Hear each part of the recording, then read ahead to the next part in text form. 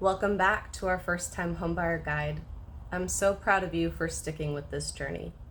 You've already learned so much, and now you're stepping into one of the most exciting and nerve-wracking moments, making an offer on a home. Let's be real, this part can feel overwhelming. There's paperwork, strategy, and sometimes some serious emotions. But you're not alone. This video will help you feel clear, confident, and in control. Because a strong offer isn't just about the number. It's about creating a smart plan that protects your peace of mind and gets you the home. I'll be honest, this video was tough to keep short. There's a lot we could dive into.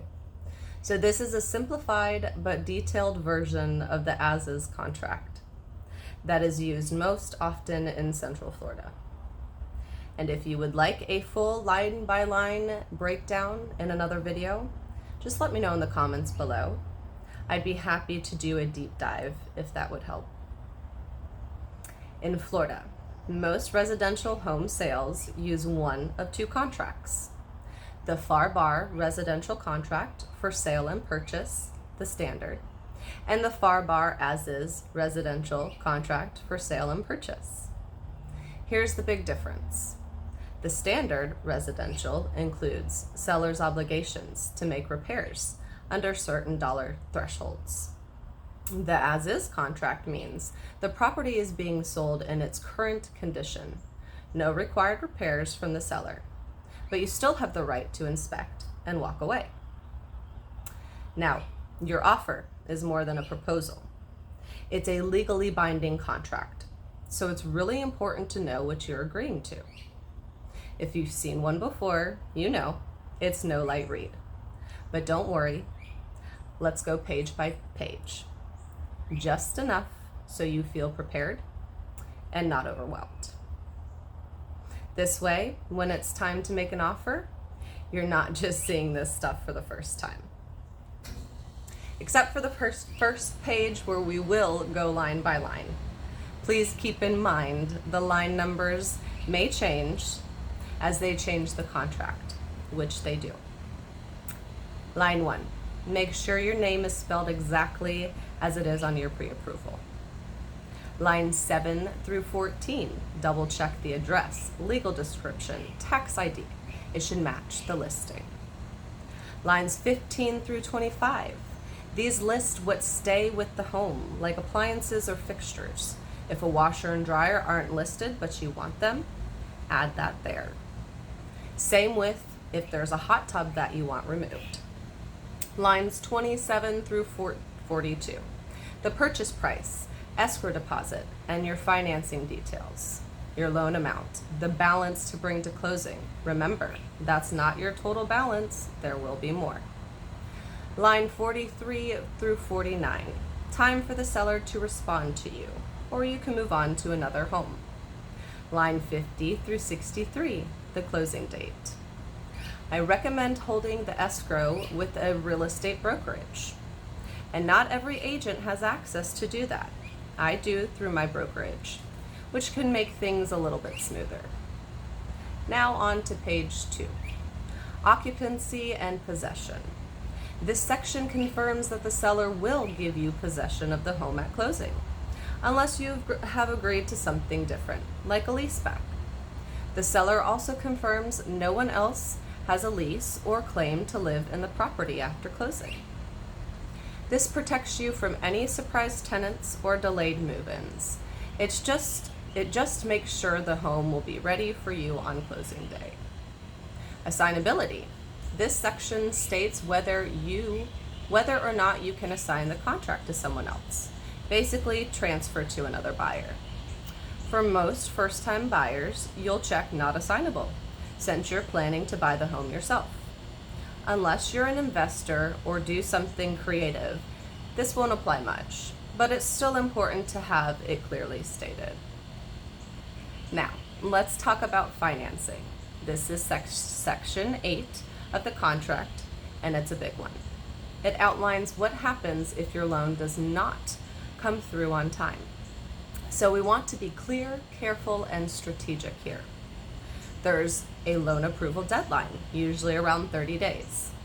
If your loan isn't approved by that date, you either need to cancel the contract or move forward at the risk of losing your deposit.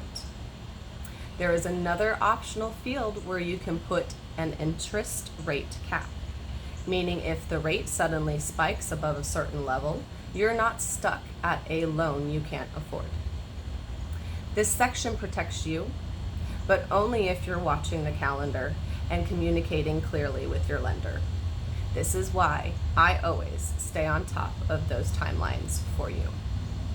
Page 3 and 4, your closing costs and title. This is where we figure out who pays what. And believe it or not, it can vary depending on your county you're buying in. You'll see costs for things like title insurance, documentary stamp taxes, municipal lien searches. And in Central Florida, the sellers often choose the title company, but that's not always the case. So we always double check based on the county. And if you want the seller to contribute closing costs, that has to be written in additional terms. It's not automatic. Pages 4 and 5, your disclosures and time period. This section is all about your deadlines. And this is where it really matters to have someone watching your clock. Inspection period. You usually have 15 days to inspect the home. Title review period. You typically get 5 days to review the title once you receive it. HOA and condo disclosures. If a home has a homeowners association, you will get 3 days to review the documentation and cancel if needed. These timelines don't start when you feel ready. They start the day the contract is signed.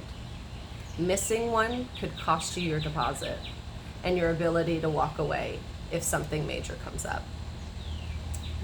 That's why I'm here, always watching those dates for you. We're not going to miss anything, don't worry. Now pages 6 to 11 is risk of loss, defaults, dispute resolutions, and the standards. This next section might sound a little scary, but don't worry. It is really just about what happens if something unexpected goes wrong and how both sides are expected to handle things. If the property is damaged before closing, the seller is responsible for fixing it. You can walk away if it is significant. If the buyer defaults, meaning backs out for any reason not protected by the contract, the seller may keep the deposit. Dispute resolution always goes in order of mediation, arbitration, court, unless one of those is crossed out. And then section 19, the standards. This lays out what's considered reasonable when it comes to timeframes, maintenance, and inspections. For example, business days. They are used for notices.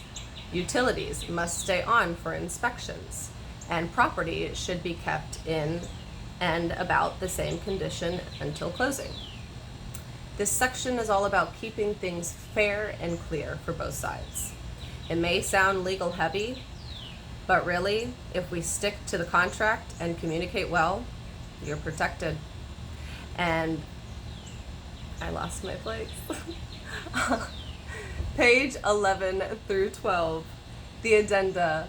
These are additional forms that become part of the contract when needed. Some examples include the appraisal contingency addendum, the HOA condo rider, FHA VA financing addendum, lead-based paint for homes built before 1978, a backup contract addendum, if you are submitting a backup offer. These documents also go to your lender, and they are a part of the contract now. Additional terms.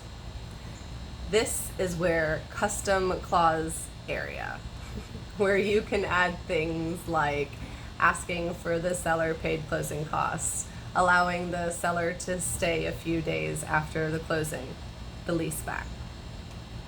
In a fast-moving market, we might want to keep this section super clean and stay competitive. But in a slower market, this is where we might ask for a few extras. It's all about what's happening in the market and what makes sense for your situation. I will guide you in what's smart to ask for. Page 13. Finally, the signature page. It might feel like just paperwork, but it's what makes everything official. It's so easy to click, click, click, click through digital forms, but slow down a bit. Take a look. What you're signing is important. Now that you understand the contract, let's shift into what makes up the smart, strategic, and strong offer, and how each piece affects your chance of getting the home you want. Your purchase price. It's more than just a number. It's tempting to just offer the most you can, but a strong offer isn't always the highest. It is the one that makes sense based on recent sales, your budget, and how competitive the market is. Earnest money deposit. Show you are serious. A stronger deposit, a stronger offer. Think of it like this: good faith deposit, usually 1 to 3% of the purchase price. It shows the seller you're serious, but it also protects you by your contract safety nets. So where does the money actually go? Your deposit goes into an escrow account, which basically, it was going too fast, which is basically a neutral party holding the spot. It is cashed shortly after your offer is accepted and held securely until closing. If everything goes smoothly, that money becomes part of your total at closing. But here's the good news. Your deposit is protected by your contract contingencies. So if something comes up, like a major issue, an inspection, or your loan falling through within the protection window, you can usually walk away with your deposit return. Contingencies, your deal safety net. Contingencies let you walk away without losing your deposit if something big comes up. Inspection default is 15 days, but can be negotiated. Short inspection period, 7 to 5 days. Makes your offer competitive. Financing, be clear about your loan approval window. Appraisal contingency. Sale of your home if needed. In a competitive market, we might tighten these up, but we never skip ones that protect you. Closing date. Match the seller's timing. This is the date you officially become an owner. Usually 30 to 45 days from acceptance. A flexible or convenient closing date can really strengthen your offer. For example, if the seller already moved out, a quick closing might be appealing. But if the seller is still house hunting, a leaseback or a delayed closing might help. We'll tailor these based on their needs and your timeline. So, let's talk about what happens after you submit your offer and before it's accepted. Once your offer is in the seller's hand, they typically have 1 to 3 days to respond. They can accept it, reject it, or what happens most often, they send back a counteroffer with different terms. Sometimes that wait can feel endless. Trust me, refreshing your email is totally normal. But you won't be left guessing. I'll keep in close contact with the seller's agent and make sure you're in the loop every step of the way. If there are multiple offers, we might use an escalation clause that automatically increases your offer up to a maximum amount without going too high from the start. This doesn't work in every market, so I'll help you to decide if it is a smart move. And like I stated above, often sellers will counter the offer typically asking for a higher purchase price or to adjust the closing date. In these cases, the seller agent will submit a counteroffer to me detailing the desired changes. Following the counteroffer, you now have the option to accept, reject, or counter again.